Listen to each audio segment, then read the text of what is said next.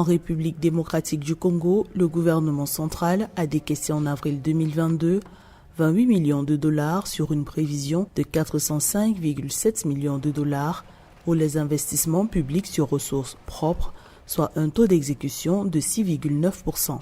Selon les états de suivi budgétaire de la Direction des politiques et programmation budgétaire, les fonds décaissés par le gouvernement congolais pour les investissements sur fonds propres étaient principalement destinés aux projets de réhabilitation et réfection de routes, ponts, ports, aéroports et rails, de construction d'édifices, de bâtiments, d'acquisition d'équipements agro-silvopastoraux et de transport. Les investissements sur ressources propres du gouvernement sont estimés à 1,217 milliard de dollars pour l'ensemble de l'année 2022.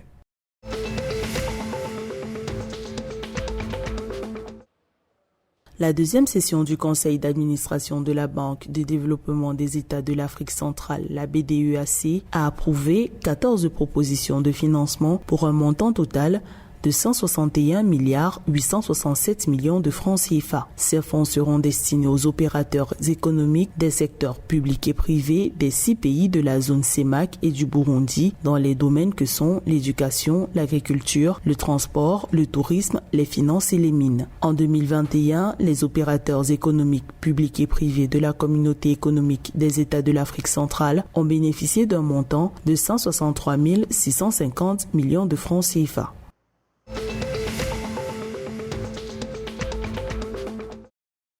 Le Cameroun a effectué 2498 milliards de francs CFA de transactions commerciales avec ses partenaires extérieurs en 2021, soit une hausse de 35% par rapport à 2020. Selon l'Institut national de la statistique, cette hausse des exportations camerounaises résulte de l'accroissement des volumes et des prix des principaux produits destinés à l'extérieur. En première ligne figurent les produits énergétiques dont le pétrole et le gaz naturel liquéfié. Les exportations de pétrole brut ont enregistré une hausse de 51,4% et celles du gaz naturel liquéfié ont connu un accroissement de 28,7% avec un recul des volumes exportés de 6%.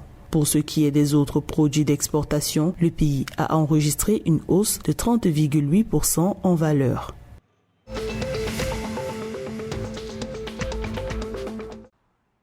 Au Gabon, le gouvernement annonce la création d'un centre des opérations d'urgence de santé publique. Le projet entériné au cours du Conseil des ministres tenu le 7 juin 2022 devrait, selon les autorités gabonaises, permettre de résoudre les problèmes de prise en charge des opérations d'urgence dans les formations hospitalières publiques. En effet, de l'avis de certains observateurs, les patients préfèrent les formations privées pour leur prise en charge en cas d'urgence, un service très souvent réservé aux nantis. Selon les autorités gabonaises, le centre des opérations d'urgence pourrait également contribuer à la résolution du problème des évacuations sanitaires.